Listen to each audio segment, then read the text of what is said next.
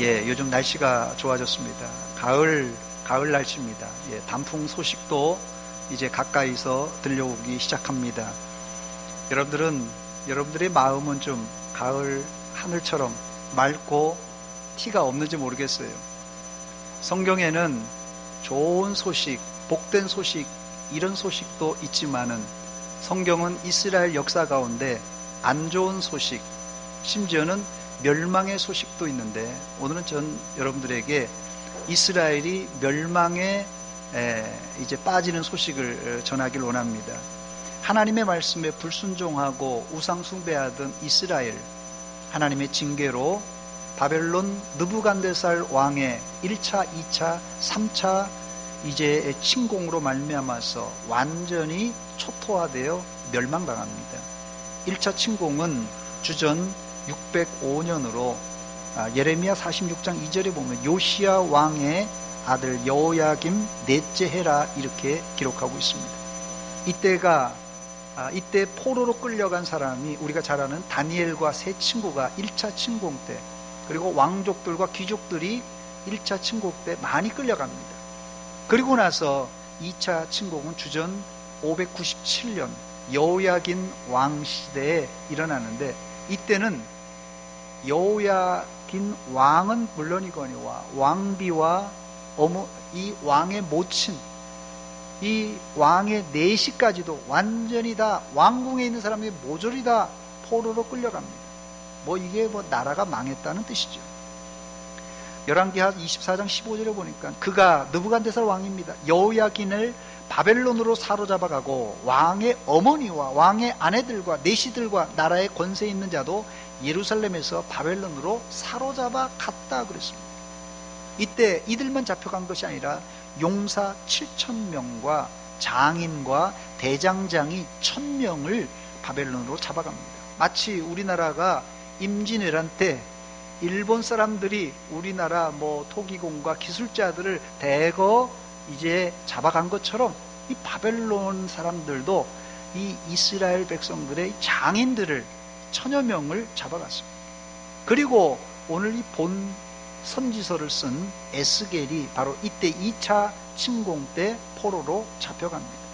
그리고 11년 후에 제3차 침공 때 이스라엘은, 예루살렘은 초토화되어 완전히 멸망합니다. 이때가 주전 586년 시드기야 왕 시절입니다. 이 시드기야 왕은 예루살렘 성이 점령당할 것을 알고 전날 이 개구멍으로 왕이 도망가다가 바벨론 군대에 붙잡혀서, 그가 붙잡혀 와서 마지막으로 두 눈을 뜨고 본 것은 자기 아들들이 자기 두 눈 앞에서 죽는 모습입니다. 그리고는 바벨론 군사위에서 시드기야 왕의 두 눈은 뽑히고 바벨론으로 끌려가 종신토록 옥살이 하다가 거기서 죽게 됩니다. 말 그대로 왕이 두 눈을 뽑혀 포로로 끌려갔으니 나라는 완전히 멸망했습니다. 이때 바벨론 군대는 이제 성전과 왕궁에 있는 금은, 보석, 폐물을 다 이제 훔쳐가는데, 성전에는 두 녹기둥이 있었습니다. 야긴과 보아스라는 두 녹기둥이 있었는데 이것을 녹여서 가져가고, 녹바다라고 해서 큰 정결 의식을 취하는 손과 제사장의 손과 발을 닦는 이 녹바다를 녹여서 가져갑니다. 자, 오늘 본문에 이 두 번째 예루살렘이 함락되고 포로로 끌려간 에스겔 선지자가 하나님이 보여주시는 환상을, 포로로 끌려가서 한 5년 지났을 때 이 그발 강가라는 강가에서 하나님의 환상을 보고 선지자로 소명을 받게 됩니다. 오늘 그 내용이 오늘 본문의 내용입니다. 첫 번째로, 이 본문에 골짜기의 마른 뼈들은 죄와 허물로 죽었던 이스라엘, 아니 우리를 비유하고 있습니다. 여러분, 이 가을에는 무슨 꽃이 우리가 볼만하죠? 가을에는 볼 것 없이 국화죠. 국화 전시회가 이곳저곳에 있습니다. 국화꽃 보려고 여러분 멀리 갈 것 없고, 저는 보니까 이 대전 유성에 가면은 유림공원에 국화축제를 하고 있습니다. 저는 아직 가보지 못했습니다만은 이 대전 유림공원 국화축제 아주 좋습니다. 여러분 한번 가보시기 바랍니다.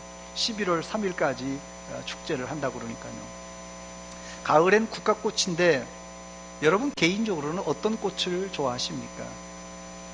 우리 장로교, 특별히 개혁주의를 표방하는 선진들이 좋아하는, 믿음의 선진들이 좋아하는 꽃이 있습니다. 어떤 꽃일까요? 그 꽃을 제가 한번 오늘 소개하기로 하는데 튤립입니다. 튤립. 예, 사진이 나왔네요. 튤립입니다. 그 이유가 있습니다. 이 개혁주의 심장과 같은 5가지의 교리의 영어 첫 글자 이니셜이라고 하는데요. TULIP. 이 튤립과 똑같기 때문에 그렇습니다. 이 튤립의 첫 자가 이 T자로 시작하지 않습니까? 그래서 이 인간의 전적 타락이란 의미의 total depravity라는 단어가 이 우리 개혁주의의 심장과 같은 이 단어입니다. 지금 제가 말씀드리는 이 튤립은 꽃하고는 전혀 상관이 없는 말입니다. 공연히 졸다가 이 우리 장로교 개혁주의자들은 튤립을 좋아한다는 말만 기억하면 곤란합니다. 사실 이 인간의 전적 타락을 비롯한 이 칼빈주의 5대 교리는 칼빈 선생이 만든 말이 아니라 칼빈주의를 반대하던 이 알미니우스라는 사람이 있었어요. 이 알미니우스가 1560년에서 1609년까지 살았던 사람인데 이 제임스 알미니우스라는 신학자가 캘빈을 계속해서 반대를 했습니다. 그리고 이 알미니우스가 죽은 이후에 그를 신봉하던 제자들이 있는데 이 제자들을 알미니안이라고 합니다. 알미니안. 이 제자들이 개혁주의를 무너뜨리려고 5가지 교리를 이 화란 개혁교회에다가 제시를 합니다. 이들이 제시했던 이 5가지 교리가 뭐냐면요, 우리 교리와 정반대인데, 첫째가 죄를 지었지만 인간은 아직까지 능력이 남아있다. 인간의 능력, 이걸 강조했어요. 첫 번째가. 두 번째로는 하나님은 사람을 구원하실 조건을 보신다. 즉 예지 능력이 있어서 저놈이 믿을만할 것이다, 장차 믿을 것이다, 이런 예지 능력을 가지고 예정을 하셨다 해서 조건적 선택 교리를 말합니다. 세 번째는 보편적 구속 혹은 일반적 속죄라고 하는데요, 이건 무슨 말이냐면요, 하나님의 구원의 대상은 누구나이다. 네 번째는 성령님의 역사는 인간의 의지로 제한받을 수 있다. 5번째가 인간은 얼마든지 자의지로 하나님의 은혜로부터 멀리 떨어질 수 있다. 이렇게 주장한 5가지의 교리를 이제 화란 개혁교회에다가 제시하면서 우리가 이렇게 믿고 있다, 이렇게 주장하는 것이에요. 그래서 캘빈 이 교리를 무너뜨리려고 했던 것입니다. 이때 화란 개혁교회에서는 가만히 있을 수가 없어서 그 대답으로 만들어낸 교리가 캘빈주의 5대 교리입니다. 그래서 이 교리를 반대자들에 대항하는 5가지 조항이라는 별칭이 붙어 있습니다. 캘빈주의 5대 교리는 이 알미니우스가 주장하는 것과는 정반대 주장인데, 첫째는 인간의 전적 타락, 제가 처음에 말씀드렸던 이 인간의 전적 타락, 토탈 디프라비티입니다. 두 번째가 구원은 조건이 아니라 무조건적인 선택이다. 언컨디셔널입니다. 언컨디셔널. 세 번째는 구원은 누구나가 아니라 하나님의 예정된 사람을 구원하신다. 제한 속죄입니다. 네 번째가 하나님의 은혜는 인간이 막을 수 없다 하는 불가항력적인 은혜예요.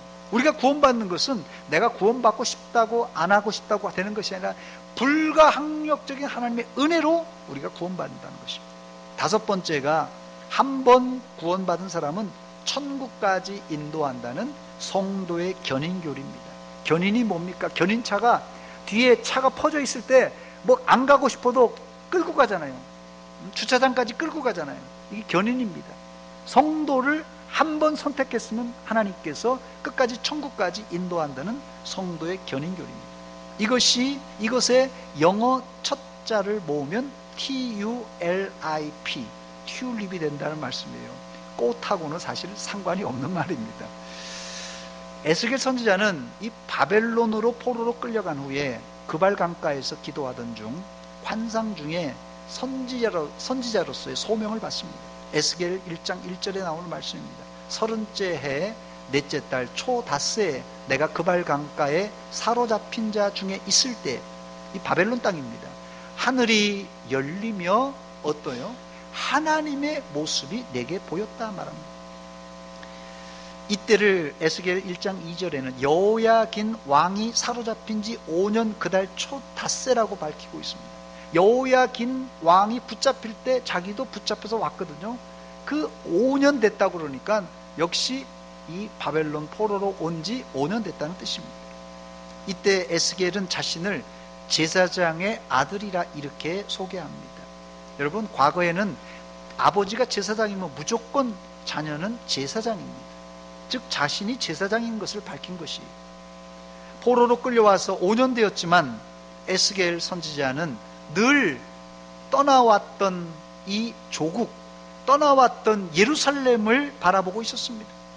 그런데 그 이후로 더 이상 예루살렘은 버티지 못하고 11년 후에, 이제 5년 되었으니까요, 이제 6년 후에 바벨론의 3차 침공으로 완전히 무너져 내려 예루살렘은 초토화됩니다.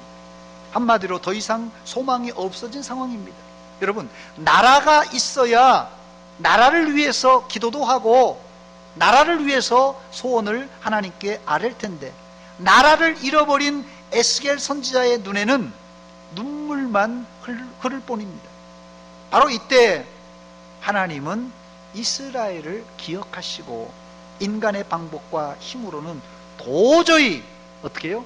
회복 불가능한 이스라엘을 향하여 예언하시면서 환상을 보여주십니다. 에스겔서에서 그래서 여러 환상들이 나오는데, 오늘 본문에는 우리가 잘 알고 있는 이 골짜기의 마른 뼈들의 환상입니다. 본문 1절과 2절입니다. 여호와께서 권능으로 내게 임재하시고 그의 영으로 나를 데리고 가서 어디로요? 골짜기 가운데 두셨는데 거기 보니까 뼈가 가득하더라.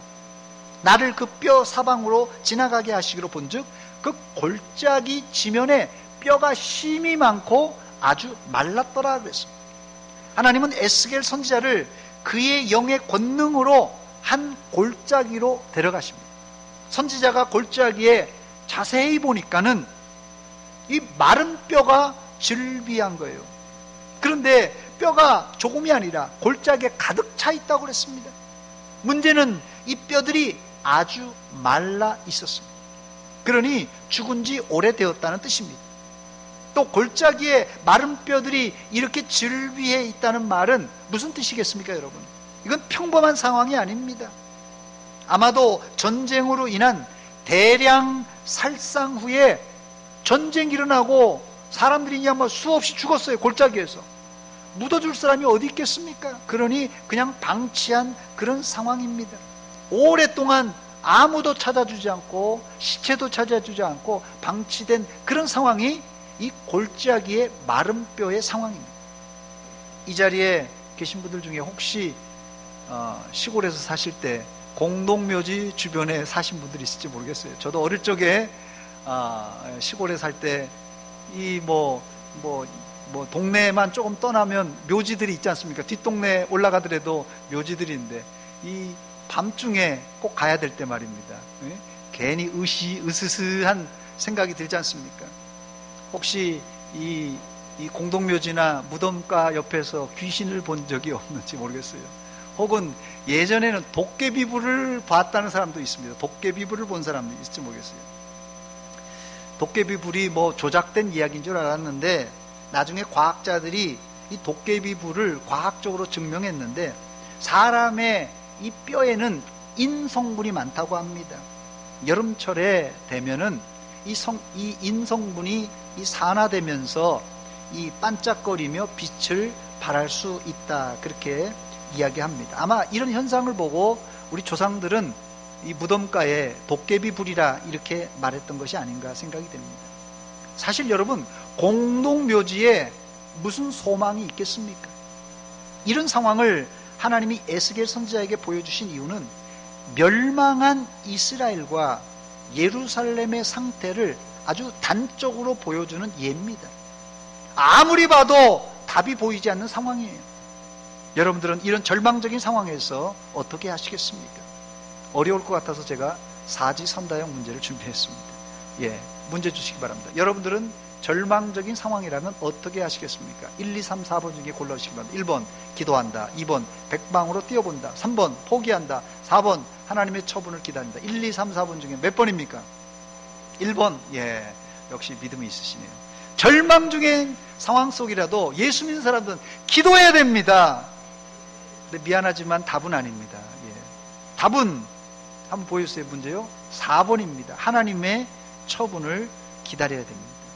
사실 죽은 사람은 기도할 수도 뛸 수도 심지어는 포기할 수도 없습니다. 죽은 사람은. 그래서 답은 답 같지 않지만은 하나님 처분에 맡기는 것이 정답이에요. 답 같지 않아요. 그런데 이게 정답이라는 것이에요. 이것은 제가 재미로 낸 퀴즈가 아닙니다. 앞서 제가 말씀드렸던 이 칼빈주의와 알미니안주의가 첨예하는 이 부분이 바로 이 사지선다형입니다. 쉽게 말씀드리자면 칼빈주의의 교리를 따르는 칼빈주의자들은 인간은 원죄와 아담이 지은 원죄와 우리가 짓는 자범죄로 완전히 죄와 허물로 죽은 상태라고 정의합니다. 그러나 이 알미니안주의자들은 인간이 죄로 망가진 것은 사실이다. 그건 인정해요. 근데 최소한의 힘이 남아 있어서 기도도 할 수 있고 선한 일도 할 수 있다. 이렇게 주장합니다. 사실 이 알미니안주의 주장이 설득력이 있어 보입니다. 그러나 성경은 알미니안 편이 아닙니다. 그 대표적인 구절로 에베소 2장 1절입니다. 그는 예수님을 말합니다. 그는 예수님은 허물과 죄로 죽었던 너희를 나를 살리셨다는 것이에요. 허물과 죄로 죽었던 사람을 살렸다는 것입니다. 이 표현을 NIV 영어 성경에 찾아보니까 이 부분을 정확하게 기록하고 있는데 과거 시제입니다. You were dead. 과거 시제입니다. 그렇습니다. 사람이 죽으면 생각도 감정도 느낄 수 없고 심지어는 절망도 할 수가 없습니다. 여기서 기독교와 타종교를 명확하게 구분할 수 있는데 불교를 비롯한 타종교는 뭐라고 그래요? 지성이면 감천이라고 해서 마음으로 지극한 수행만 하면 득도하거나 성불하거나 해탈에 이른다고 합니다. 그러나 기독교는 그럴 수 없습니다. 그 이유가 무엇입니까? 그 이유는 우리는 이미 허물과 죄로 죽어 있는 상태이기 때문에 그렇습니다. 이것이 바로 우리가 믿고 있는 칼빈주의의 전제입니다, 여러분. 불교는 자신이 선을 쌓는다고 그래서 이걸 적선이라고 하는데요. 선을 쌓는다고. 적선으로 극락에 혹은 다음 생에 좋은 사람으로 태어난다고 믿지만은 이 칼빈주의자들은 인간은 자력으로는 구원받을 수 없다고 믿습니다. 바로 이런 상태를 인간의 전적 타락이라고 말합니다. 그 다음에 이 전적 타락하여 죽었으니 끝장입니까? 전적 타락하여 죽었어요. 끝장입니까? 놀랍게도 기독교는 죽어야 다시 사는 부활의 종교입니다, 여러분. 즉 내 힘으로가 아니라 제3자 하나님이 보내신 하나님의 아들 구원자 예수 그리스도를 통하여서 죽었던 우리가 살아나는데 그 방법이 무엇입니까? 십자가예요. 십자가. 이제 여러분 죄와 허물로 죽은 완전히 죽었던 우리가 어떻게 생명과 구원을 받았는지 이해가 되십니까? 이런 교리는 단지 머리로 이해할 수 없고 믿음으로 받아들여야 가슴에 감동이 있습니다. 즉 이 설교를 듣고 고개를 끄덕거리면 아 내가 그래서 구원받았구나 한다면 이성적으로는 이해가 되는 사람일지 모르지만 이게 완전한 전인적인 구원을 받았는가 의심이 가는 사람입니다. 물론 이 구원의 깊은 도리를 이 정도만 깨달아도 상당히 잘한 일입니다. 그러나 이런 이성적인 범주를 넘어서서 정상적인 그리스도인이라면 가슴속 깊은 곳에서 흘러나오는 나 같은 죄인이 예수님의 십자가로 구원받았다는 감격과 감사가 흘러나와야 정상입니다. 또 이런 반응은 과거에 한번 체험한 것으로 평생 그냥 퉁치고 지나갈 수가 없고, 하나님 나라 갈 때까지 구원에 대한 감사와 감격이 끊겨서는 안 됩니다. 이런 감격과 감사는 찬송으로 표현돼요. 우리가 천국에 올라가서도 계속 불러야 될 찬송의 제목입니다. 나 같은 죄인 살리시 주 은혜 놀라워. 할렐루야! 내 중심에서 나를 구원하신 예수님의 십자가만 생각해도 구원의 감격과 찬송과 이 눈물이 쏟아져 나와야 정상이라는 것이에요. 그 이유가 뭡니까? 그 이유가 오늘 설교 제목이에요. 우리가 다 죽어서 무덤에 있었는데, 무덤에 마른 뼈와 같았는데, 우리를, 그 마른 뼈와 같은 우리를 살리셨기 때문에 그렇습니다. 그런데 어떻게 되었죠? 마른 뼈와 같은 우리를 어떻게 하십니까? 하나님의 능력으로 우리가 사망의 문을 열고 나왔습니다. 혹시 아직 이런 구원의 체험을 못하신 분들이 주변에 계실지 모르기 때문에 한번 저를 따라서 큰 소리로 한번 따라서 하시기 바랍니다. 무덤 속에서 나와라. 다시 한번 합시다. 무덤 속에서 나와라. 예, 이제 자시던 분이 이제 깬 사람이 있습니다. 사실 우리는 무덤조차 들어가지도 못하고 죽은 후에 어디에요? 골짜기에 널브러져 있는 마른 뼈들이었습니다. 그런데 주님은 우리를 친히 찾아와 주셔서 예수님 대신해서 전도인을 통하여서 그 냄새나고 썩은 골짜기에서 나오라 하셨어요. 그래서 여러분 나오신 것이에요. 이것을 극적으로 설명하시려고 주님은 죽은 지 나흘이나 되는 냄새나는 나사로를 무덤에서 나오라 초청하셨던 것입니다. 그렇습니다. 우리가 구원받은 것은 내 스스로 걸어 나와서 예수 믿는 것이 아니에요. 주님이 부르시는 음성을 듣고 나와 예수 믿고 구원받는 것입니다. 그래서 우리는 참선이나 적선을 쌓아서 해탈하는 존재가 아니라 외부로부터 제3자 되시는 예수님이 우리를 친히 무덤에서 끌어내어 살려주셔야 비로소 우리가 살 수 있는 존재입니다. 할렐루야! 두 번째, 그렇다면 마른 뼈를 살릴 수 있는 구체적인 방법은 무엇입니까? 나사로의 무덤에서 예수님이 어떻게 하셨죠?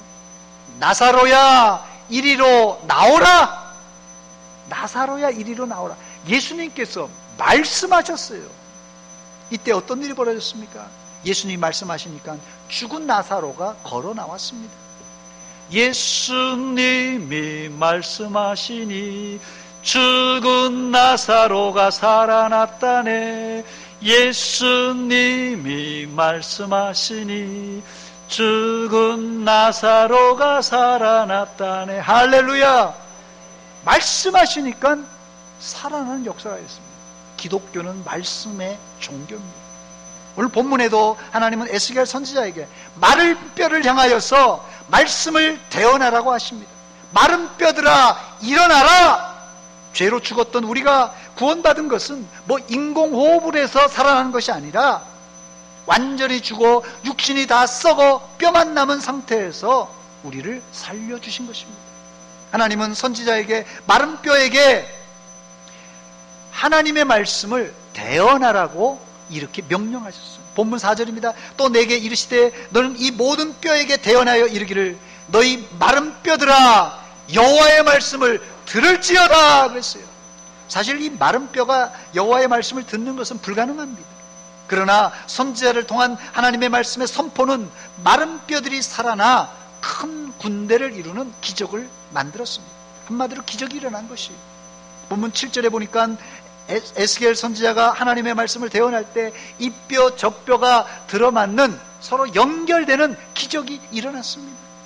또 8절에 보니까 뼈 위에 힘줄이 생기고 살이 차오르고 그 위에 가죽이 덮여서 완전한 사람의 형태를 띠게 되었습니다. 그러나 아직까지 생기가 없는 상태입니다.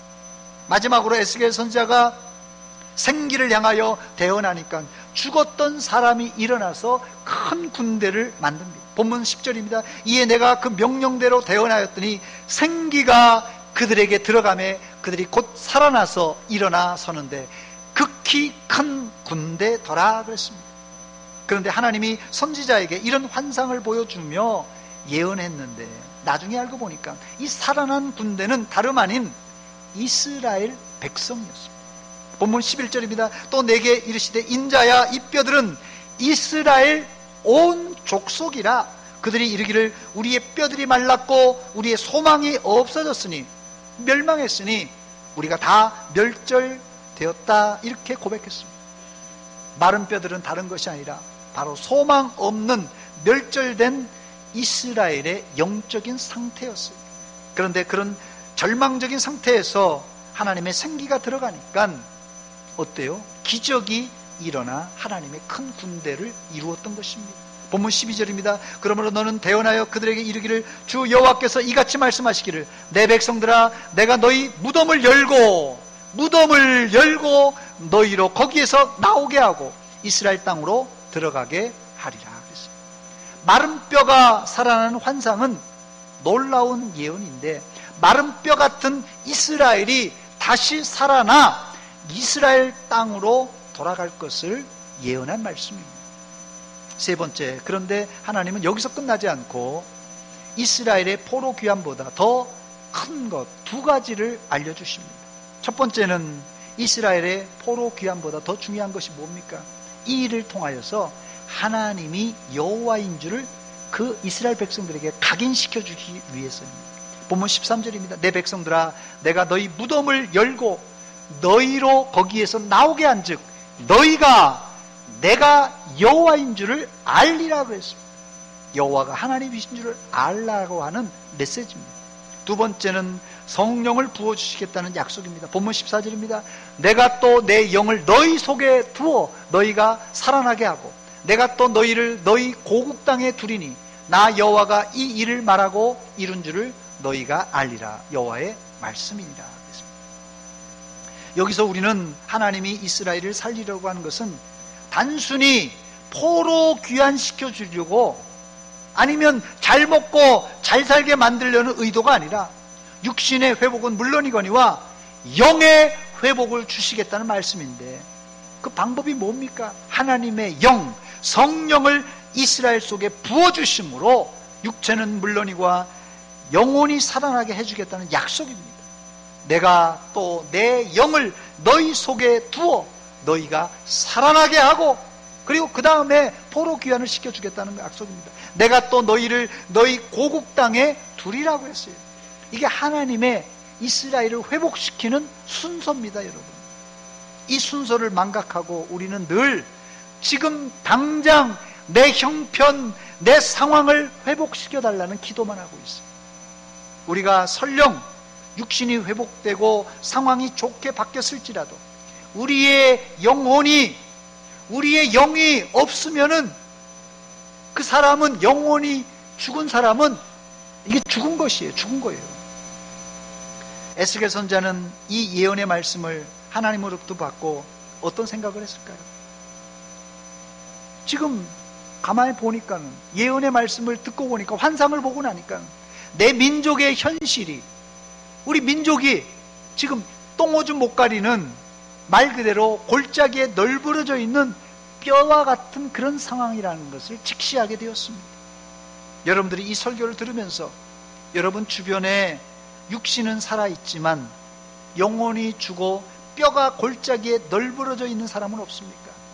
여러분 가족 중에, 친구들 가운데, 이웃 가운데 한번 찾아보세요. 많습니다. 여러분 가족 가운데도 있고 여러분 친구 가운데도, 여러분 이웃 가운데도 많습니다. 그들을 향하여 우리가 외쳐야 됩니다. 어떻게 해요? 무덤에서 나오라. 하나님의 말씀을 대언해야 돼요. 무덤에서 나오라. 너는 거기 있을 사람이 아니다. 무덤에서 나와라. 이 절박한 에스겔 선지자의 외침이 여러분들의 외침이 되시기를 주의 이름으로 축원합니다. 만약 우리가 이런 상황을 알고도 내 친구가, 내 가족이 지금 육신은 살아있지만은 산송장이야. 그 안에 영이 없어요. 영이 죽어있어. 산송장이야. 그런데도 우리가 못 본 채 하고 가만히 내버려 둔다면 어떻게 된다고요? 하나님께서 경고하셨어요. 이런 상황을 알고도 영적인 파수꾼인 너희가 영적 파수꾼의 역할을 못하면 에스겔 3장 17절로 19절을 보니까 그 책임을, 그 핏값을 반드시 너에게 묻겠다고 경고하셨습니다. 인자야, 내가 너를 이스라엘 족속의 파수꾼으로 세웠으니 너는 내 입의 말을 듣고 나를 대신하여 그를 깨우치라. 가령 내가 악인에게 말하기를 너는 꼭 죽으리라 할 때 내가 깨우치지 아니하거나 말로 악인에게 일러서 그의 악한 길을 떠나 생명을 구원하게 하지 아니하면 어떻게 된다고요? 그 악인은 그 죄악 중에서 죽으려니와 내가 그 핏값을 네 손에서 찾을 것이요, 네가 악인을 깨우치되 그가 그의 악한 마음과 악한 행위에서 돌이키지 아니하면 그는 그의 죄악에서 죽으려니와 너는 내 생명을 보존하리라 그랬어요. 여러분, 전도가 무엇입니까? 말씀을 마칩니다. 전도는 널브러진 뼈와 같은, 널브러진 뼈들인 육신만 살려서는 소용없어요. 전도는 죽은 영혼을 살리는 것입니다. 죽은 영혼을 무덤에서 나오라고 살리는 것이, 무덤에 있는 우리 부모, 형제, 자매, 이웃을 나오라고 부르시기 바랍니다. 이게 바로 전도입니다. 저를 한번 따라서 하시기 바랍니다. 무덤에서 나오라! 무덤에서 나오라! 이게 뭐라고요? 이게 전도입니다. 같이 기도하겠습니다. 이 시간 기도할 때 하나님, 우리 가족 가운데도, 이웃 가운데, 친구 가운데 이렇게 육신은 살아있지만 영혼이 죽은 사람이 있습니다. 무덤에서 나오라 우리가 전도하여서 그들을 살리게 하여 주시고, 혹시라도 그들이 거부한다면 우리가 그 핏값에서 깨끗한 사람 되게 하여 주시옵소서. 이 시간 하나님, 우리 주변에 죽은 송장들을 살리게 하여 주시옵소서. 한 목소리를 같이 기도하겠습니다. 하나님, 우리 아버지, 은혜와 사랑 감사드립니다. 아버지, 우리를 불쌍히 여겨 주시옵소서. 우리 가족 가운데, 우리 이웃 가운데, 친척 가운데, 친구 가운데 살아있지만 영이 죽어있는 골짜기에 널브러진 뼈와 같은 자들이 얼마나 많이 있습니까?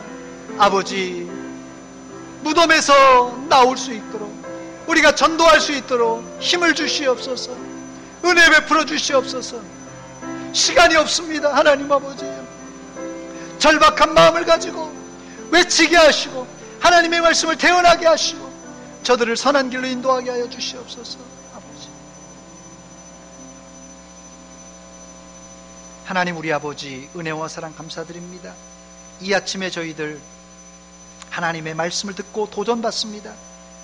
우리가 살아있는 것이 아니라 산송장들이 얼마나 많은지 모릅니다. 우리 가족 중에, 친구 중에, 이웃 가운데 육신은 살아있지만 영혼이 죽어있는 자들, 전적으로 타락하여 완전히 죽은 널브러진 뼈들을 향하여 우리가 복음을 증거함으로 그들을 살려내게 하여 주시옵소서. 무덤에 있는 자들을 구해내게 하여 주시옵소서. 이 일을 위해서 우리가 힘쓰고 애쓰는 가운데 있습니다. 성령님께서 우리를 도와주시고 능력 주시사 아름다운 전도를 통하여서 풍성한 결실로 하나님께 영광 돌리게 하여 주시옵소서. 예수님의 이름으로 기도하옵나이다. 아멘.